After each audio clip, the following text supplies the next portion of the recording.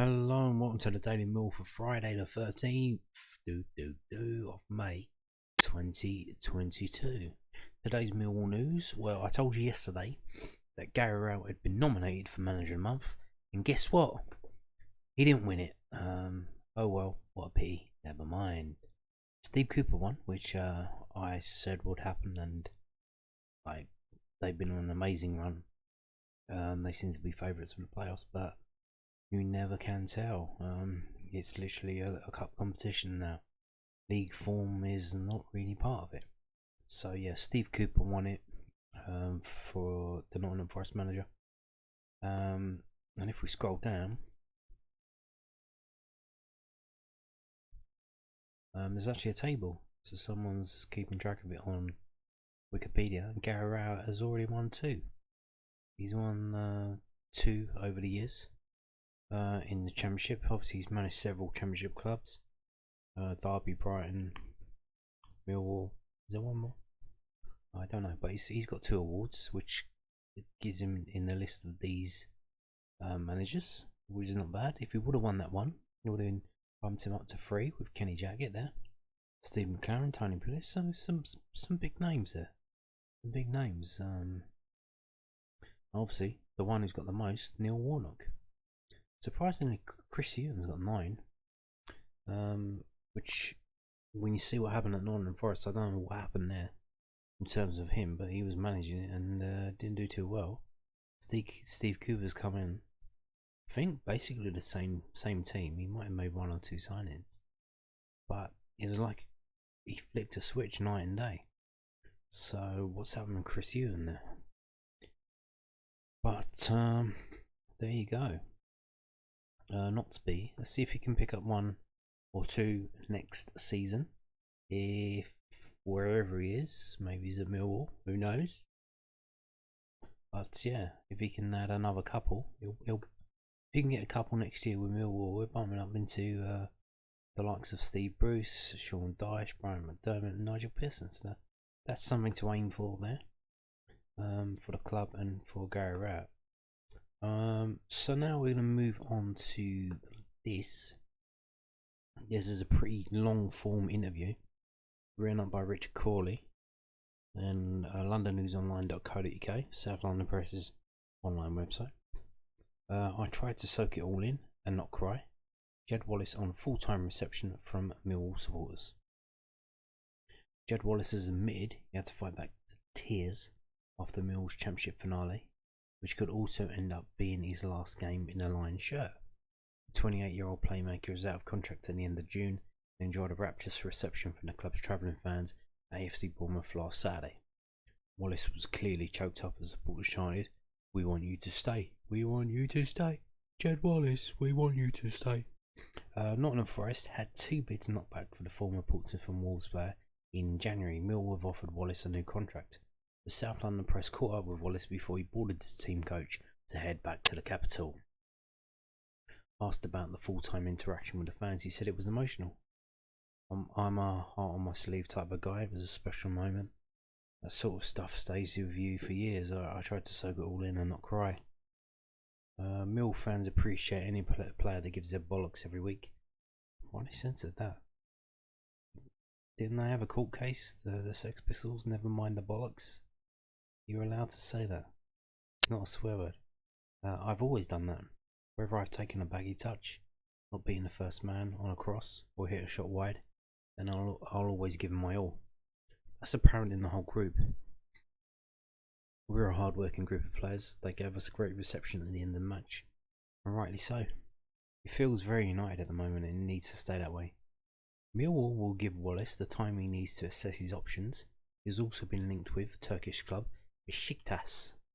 Wallace has scored 42 goals and claimed 49 assists in 260 matches for the Lions. Asked about his future, Wallace said, "I don't really know at the moment. My focus has been to try and help us into that top 6, which I've been trying to do for 5 years now at this level. We've not managed to achieve it, that's disappointing, but we've had a right good go. The lads should be proud of themselves for the effort they put in. We'll just have to wait to see what happens in the next few weeks. I've loved every minute of my time at Millwall. Ultimately, we probably played against a team and a club who are just a bit too good for us at the moment. with the strength in depth they've got, they're not even making the bench. I was keeping an eye on the results and I saw Luton scored. We had to go for it. You're playing a team with this much quality. We had a corner and 10 seconds later, it's in our own net. That's this league for you. There are levels in this league. You can see where we've progressed. We're playing teams at the bottom of the table, and we normally blow them out of water, as you've seen recently against Hull, Peterborough and Barnsley. We've looked to level above those. These and Fulham are a level above the others. That's understandable when you look at everything that goes into the teams they've got. Our away form has probably cost us, but we've been great at home. The fans have been right behind us since Christmas. We've had a really good run, but just fallen a bit short. I'm just proud to look back at what we've done this season and my time at Millwall so far. It might not be finished yet. I'm just enjoying every moment while I'm here. 100%, the future of Millwall is looking bright. There's no reason we can't keep pushing. Millwall to be finishing above the likes of West Brom and Stoke is no mean feat. So well done to everyone.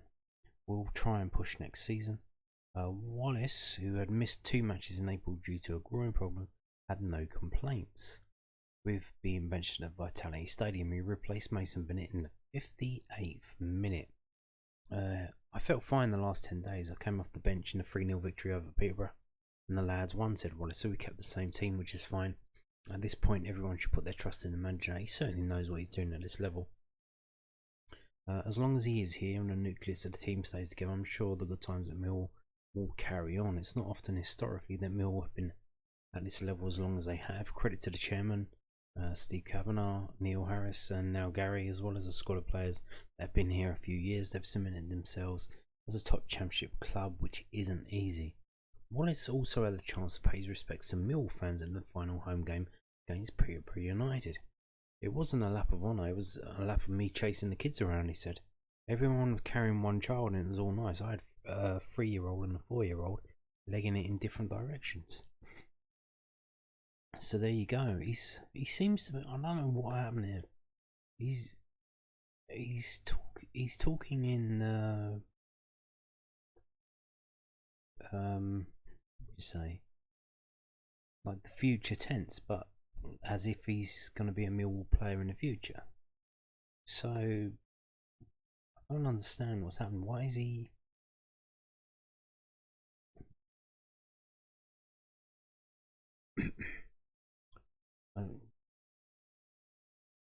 So like, what's this all about then? Is he not moving, or is he not moving? Are there certain stipulations of clubs that he will move to, and if he can't get any of them, then he'll come back to Millwall? Well, what's that about? You see, like he's from the Hampshire area, and generally those type of players they got the option of Bournemouth, Southampton, and then after that they kind of go up to the Midlands because that's easier to travel up there on the motorways. So, and he was kind of linked with Aston Villa and West Brom before.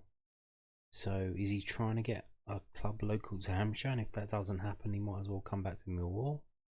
What's happening now? I did in videos this season. I said, well, can he just sign another 1-year deal at Millwall and just kick it on to next season? Well, he's probably going to be. How old is he going to be then? Is he going to be? Will he be over? Will he be 30 years old then?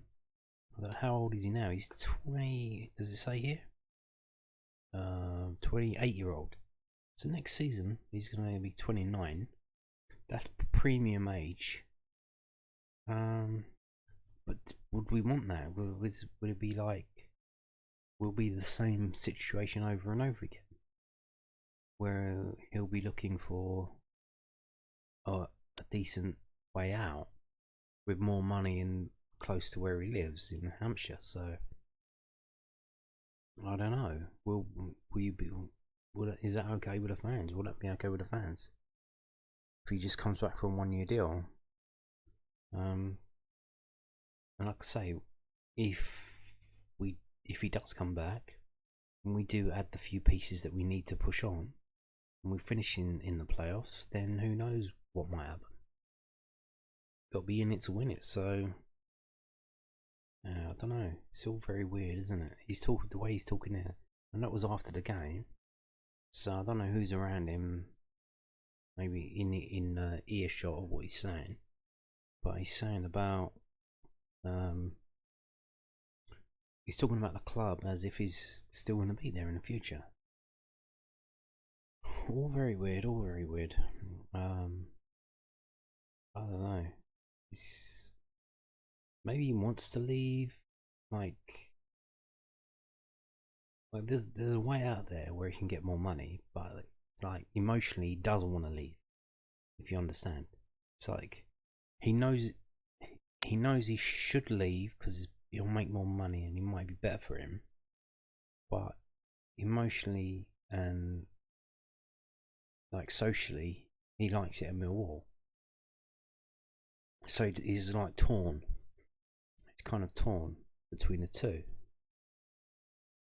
because I guess not every footballer's a money grabber and you know what, but yeah, I don't know. We shall see. Maybe he'll come back for a year, just kick it on to next year, try again, get in the playoffs. If we don't, then just go. I don't know. I suppose if you stay until you kind of get sick of it, I suppose, you know what I mean. If he didn't like it, it would be easy to leave. If you're jarring and the people you're working with at Millwall kind of annoying the fuck out of you, it'd be easy to say, fuck this shit, I'm gonna leave. But it doesn't seem to be like that, so hey, there you go. Yeah. What can you do? So we had that from Jed Wallace. Now we've got this interview from Bart Bialkowski. This is also from LondonNewsOnline.co.uk. And this is by Mr. Sports Reporter. Interesting. Okay. I'm proud of the team and the fans. Millwall fans' favourite Bialkowski on 21-22 season. Bartosz Bialkowski has told his Millwall teammates to be proud of their latest championship season. The Polish kit goalkeeper believes they deserve credit for still having a shot of snatching a playoff position going into their 46th league fixture at AFC Bournemouth last weekend.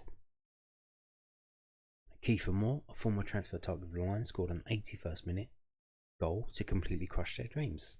Millwall had to win at the Cherries, who had already locked down the second automatic promotion spot to stand a chance of overhauling Sheffield United and Luton.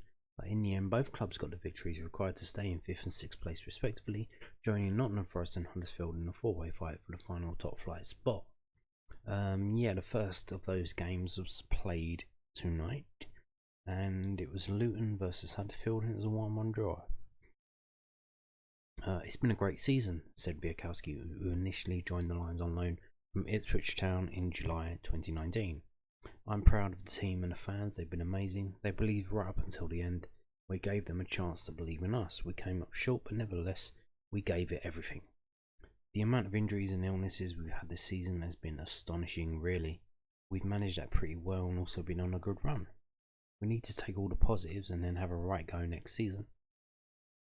We all scored 6 more goals than they did when finishing 11th in the 2020-21 campaign, and also conceded 5 fewer goals. Bialkowski kept 14 clean sheets, moving his total amount of shutouts since arriving in AC16 to 48. He won back-to-back Player of the Year awards voted for by Lions fans and finished 3rd this time round. It's just another step forward for the team, said Bialkowski. We've conceded less goals than last season and more than the last couple of seasons as well. Hopefully next year we can build on that. The 34-year-old, part of the Southampton squad that won promotion from League One and the Championship, did not keep a track of other results on the final day. Oh, no, I didn't know anything at all, he said. Even at half-time I didn't want to ask. We still needed a goal. We needed to win the game. We didn't, and the other results didn't go our way either. It's easy a pill to swallow, if you know what I mean. We tried to go for it. When you open up a little bit trying to score that goal, it's going to create spaces behind the line. It's clever play from Bournemouth, a quick throw-in, and the man of the moment scored the goal. We've been 3rd best with our home record this season. Our away record wasn't the best. That's probably why we didn't manage to get into the playoffs. Yeah.